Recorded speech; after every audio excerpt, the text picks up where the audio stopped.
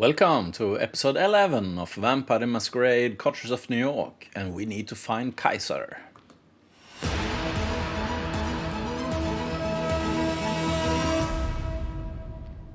Welcome, I'm King Priam by night, and we're playing Thane, the Toreador vampire. And we've been tasked by Sophie Langley to find Keiser and trade with him. It takes you the better part of an hour to reach the lights and sounds of Coon Island amusement park from the city.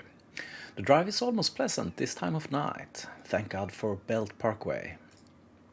There are plenty of people here tonight, but nobody who stands out as a traveling purveyor of secrets. Then again, if they did stand out, it would be kind of pointless, right? Nothing to do but figure out the right approach. Ask around for Keiser and search for Keiser, or use our Auspex. As Auspex has served us really well in the past, let's do that one. You take a moment to focus and try to pick up on any details that would help you with locating Keiser. Initially, the noise from the nearby amusement park floods your mind and momentarily stuns you. A child's crying, the loud bang of a car door closing, the bright, old-school logo of Cyclone roller coaster, all overloading your senses, and you have to lean on a nearby booth to stay upright. You regain control. Start walking, listening in, taking in the sights and smells, looking for something, anything to point you in the right direction. A man talking on his phone, a snippet of a conversation. Clean the red stuff from the garage. Tit it up in general. The limo's fit for sure. Come on, don't be like that. Boss, I don't mean to. Yes, I know. I am. It's a privilege, Mr. Keiser. The call ends. The man tucks the phone away. It's a fancy model. Doesn't look like anything readily available on the market. And doesn't fit the guy's rugged look at all. He noticed you. Hey, what you looking at, You're just the guy I'm looking for. Any chance Mr. K stand for Keiser? So you're working for Keiser.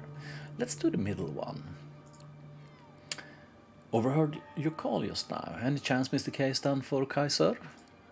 No, it stands for clearly lying is his forte. Fuck off! Neither are comebacks, it would seem. Tell him Sophie sent you. Intimidate him to contacting Keiser. Yeah, let's just do the Sophie part. Listen, I was sent here by Sophie Langley. She has something for Keiser. I need to contact him and hand it over. Nothing more to it. Don't know her. I told you already. I don't know who Keiser is either. He sees the doubt in your face. Fuck it, stay right there. He produces his phone. It's a fancy model. Doesn't look like anything readily available on the market.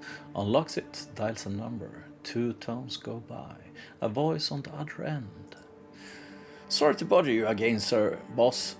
Yeah, I know how much you need your alone time. That sounds very nice. There's somebody here who wants to see you. They're with Langley? Sophie Langley? Yeah. A string of loud obscenity fills the phone. The man winces and pushes it away from his ear, and then the call stops. Almost immediately, a chime. The Count's laughing laugh from Sesame Street. Wow, announces a new message sent to the phone. He's on his way. Don't go anywhere. The inside of the limo used to be a luxury lounge, the kind with a stripper pole and a bar full of alcohol, but this currently has none of that. Instead, there are monitors and consoles. There are a dozen of displays, each one showing something different. Surveillance camera footage, stock market quotes, television news, emails, tweets, silent movies, lo-fi footage of a gory torture session. You wonder if the limo's owner can focus on anything while surrounded by all this visual noise, and there realize there's nobody there. Or is there? A man blinks into existence on a leather-covered couch, attempting to maintain something that approximates a regal presence. You're 100% sure it's Keiser. Surrounded by dimly lit computer screens, his future are even more ghastly than you imagine. All sharp angles of twisted bone, mangled flesh and crooked teeth. He bears them in an awful parrot of a smile. The door closes behind you. So, the waste of good blood outside tells me Sophie Langley sent you, You got something for me? You reluctantly pull the flash drive from your pocket and slowly pass it to Keiser. He plugs it into a USB port on the arm of his chair and displays the data on one of the screens that happens to be turned away from you. It takes him about a minute to access the data. Who do you people think I am? I saw this footage a week ago. He removes the flash drive and throws it back at you in disgust. Tell Sophie the deal is off. She wants her address. She can give me something else. Ask him to give you a break. Ask him how to make it up to him. Presents. Ask him to take the deal. He's old, I think, Langley told us. Ask him to give you a break. Yeah, let's try the first one. Come on, give me a break. How could we have known that you already seen this material? He gives you a patronizing look. Kid, you new here. So I'll pretend I don't hear that. You want your address, you're gonna have to work for it. I have just the idea. Yeah, something appropriate for an eager fledgling like yourself. More on that soon. Stay tuned. Now get the fuck out. You're pretty sure you're done here. You get out, close the door behind you, and the car immediately starts backing up. The opaque window slides past you, and soon the limo is on its way. Keiser Lack is nowhere to be seen, so you make your way to your car and drive back, wondering what tomorrow brings. So, should we meet up with Tamika? The Battle of the Cloisters. A tapping on the window, a small greyish bird flies off a small piece of paper left on the windowsill. Prospect, ASAP, Tam. Should we meet up with D'Angelo? We haven't met him yet. Try searching for hope. Meet up with the invitation we got from this guy at the Cathedral of St. John the Divine. Or maybe meet Agathon again. Juno, the notes, you found the mystery of Agathon's research tantalizing enough to pay him a visit. But actually, I'm fond of Tamika. I think we will go with this one. Meet up the gangrel. As you open the blinds, you're able to spot a small greyish bird flying off into the night. Looking down, you notice a small piece of paper on the windowsill. Prospect, ASAP, Tam. Third time's the charm, you think to yourself as you once again cross the gates of Prospect Park and head for Tamika's haven. To your surprise, you find her out in the open, sitting on the lawn, surrounded by a host of woodland creatures, birds and squirrels mostly. The creatures patiently await their turn as she flicks seeds at them. It looks almost whimsical in a twisted sort of way. Hiding in plain sight, you wanted to see me. How are you holding up? Yeah, let's do the first one. Hey Tam, surprised to see you in the open. Yeah, maybe I'm just sick of hiding. She scatters the remaining seed into the grass and hops to her feet. I've been doing some digging. The Inquisition has a safe house up in Manhattan. I think that's where they're keeping him. The scarred one, I mean. I want to pay them a visit. Kill that thing, as many of those SI bastards I can along the way. That's a terrible idea. Isn't that a breach of the Masquerade? Is it really worth it? Yeah, is it really worth it? Let's go with this one. Is it really worth it? I know you want to arrange for your sister, but at the very least, it's a clear violation of the Masquerade. Yeah, and that's the least of our worries. Throw in a legion of armed goons standing in our way and an all-powerful vampire as the cherry on top. But there's more to it than just revenge. I think it can help me find out who I really am. I know it sounds corny, but I can't really explain it better than that. Trust me, I'm not taking this slightly. Just something I have to do, with or without you. Looks like I don't have much choice. Does Rule know about this? Oh, what the hell I'm in. Yeah, let's do the first option. Just so that we're clear, I think it's a terrible idea, but I can't just sit around while you're getting yourself killed, so yeah, I'm going with you. So am I. He emerged from the shadow a mere few feet away from you. Son of a gun finally managed to sneak up on you. Tamika eyeballs him as he gets closer. You see that look before. She clearly asserting her position, but this time it's come off as a formality rather than an actual challenge. How long have you been there, Raoul? Long enough. I'm still not buying that whole scarred one bullcrap, but taking a bite out of the Inquisition's collective ass, just too good to pass up. I want in. Better believe it. Why would your sister lie to you? Believe it or not, just be ready for it. Yeah, better believe it. You better believe it, I was there, saw it with my own eyes. I'm sure you saw something. Whether or not it was the litter boogeyman they scared young ferals with is a whole different story. And with no due respect, you're hardly a fucking expert on the subject. Now, can we move this along? I'm itching to kill me some SI fucks. I guess we could use the help. Now you're a loose cannon. Tamika? Yeah, let her take the lead. Tamika, you got an opinion? Guess I know who the alpha is around here. Nice turnaround, touché. He should come with us. He got the right to be there, to see the Scar One with his own eyes. Plus, my brother can be a pain in the ass, but he's hell of a fighter. There you go, Tam seals of approval. It's all done, let's go. Fucking finally. And with that, you leave the relative safe to prospect part, steeling yourself for things to come. As you get closer to your destination, you get the sneaking suspicion that Tamika's been pulling your leg. Following her lead, you take a turn from Broadway into Fort Tryon Park. It doesn't seem to make sense, you think to yourself. There's only one spot between here and the Hudson River, but it can't be, can it? Sure enough, as the stone facade of the cluster comes into view, Tamika motions at you to keep out of sight. How the hell is this well-known tourist trap a hideout for the Second Inquisition? Is it this place a tourist attraction? The Cloister series. Yeah, let's go with the first one. Wait, isn't this place a tourist attraction? Only during the day. At night, it serves as a staging ground for the Inquisition.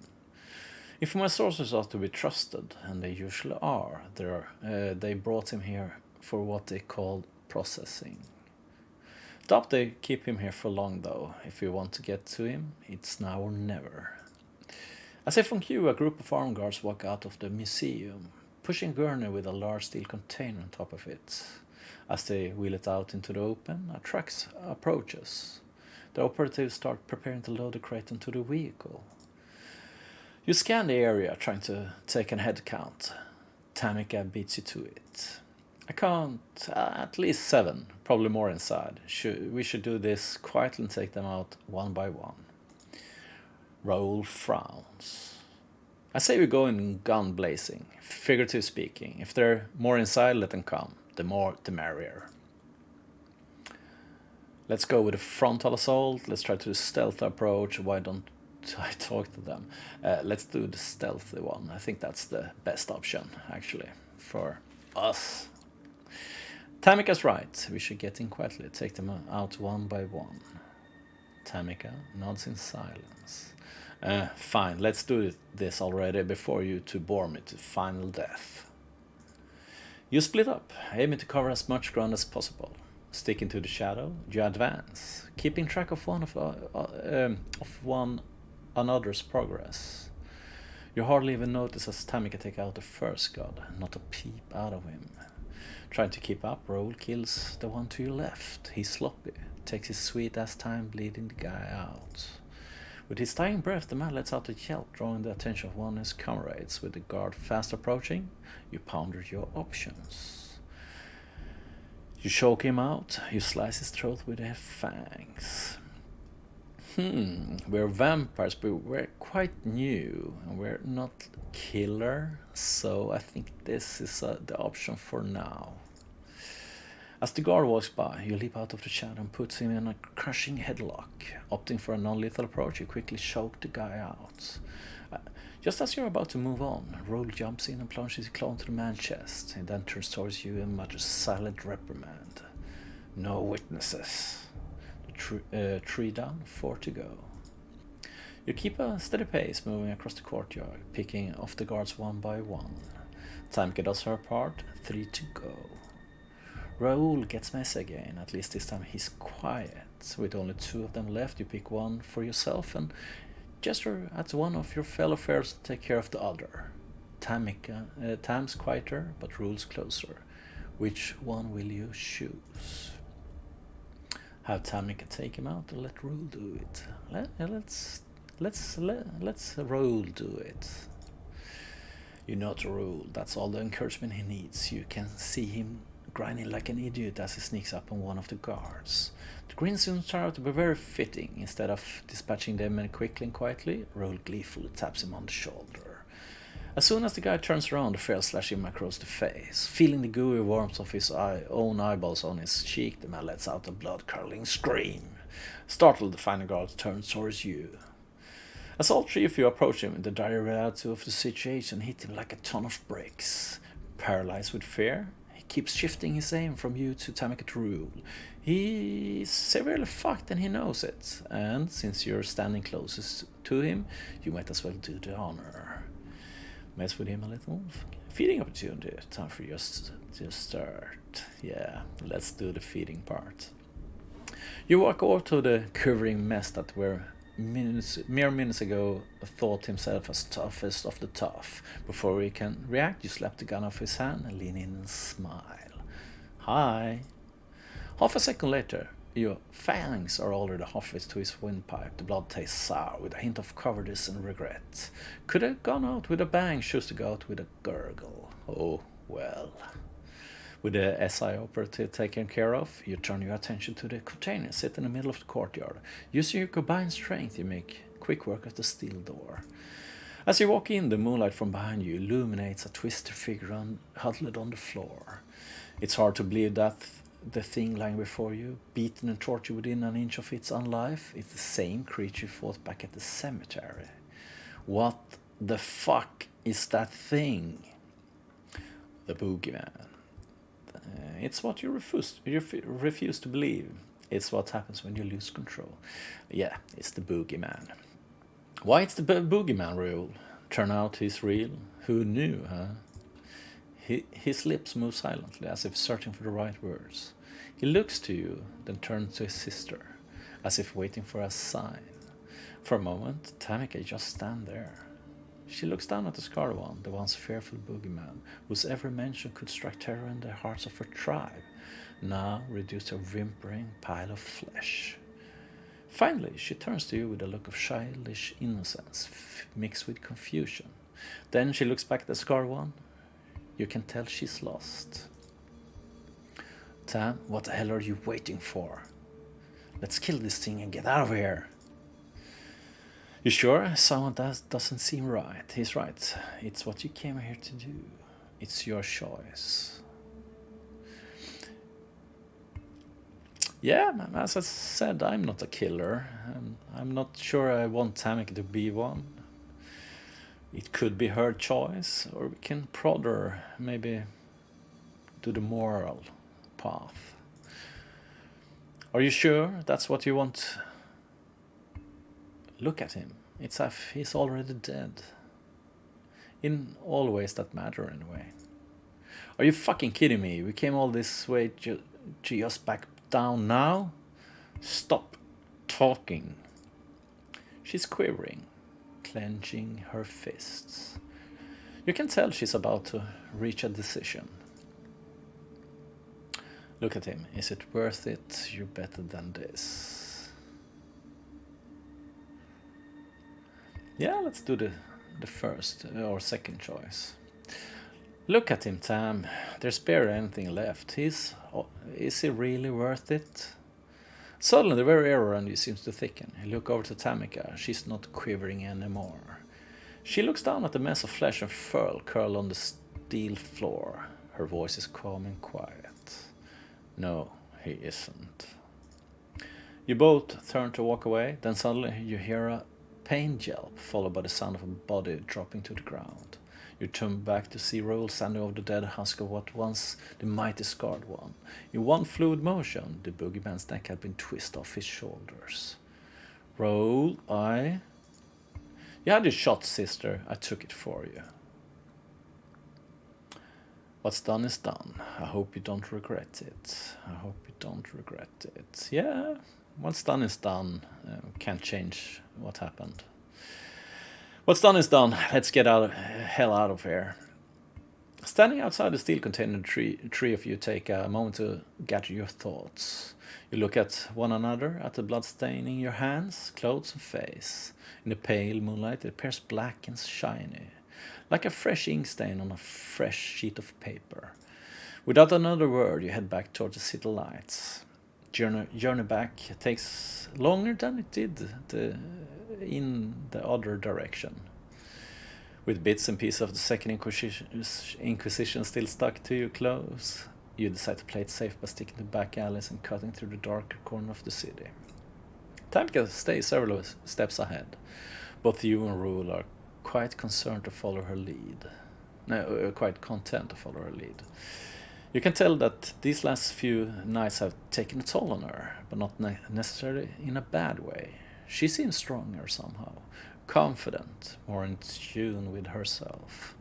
Soon the awkward silence proves unbearable enough that you're willing to risk making small talk with Raoul.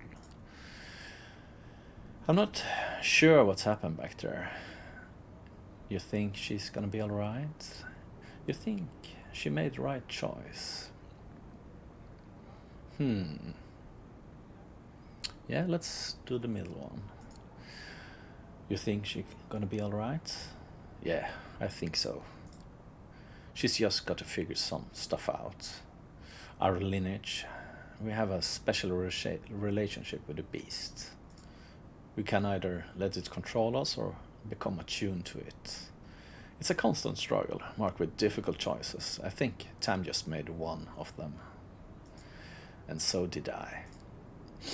Pondering what you just heard, the rest of the trip barely register. To your surprise, you suddenly find yourself back at the Prospect. Tamika keeps walking. She strides through the park gate like a queen of old, returning after a victorious conquest. You want to call out to her, but Raoul stops you with a gesture. Not yet. Give her some time to process all this shit. She'll let you know when she's ready. And hey, you did alright. I mean, don't get me wrong. You're still an asshole, but yeah, thanks. He smiles at you. Wonders never cease. See you around. And with that, he follows in his sister footstep. A weird smile creeps onto your face as you melt into the New York City night.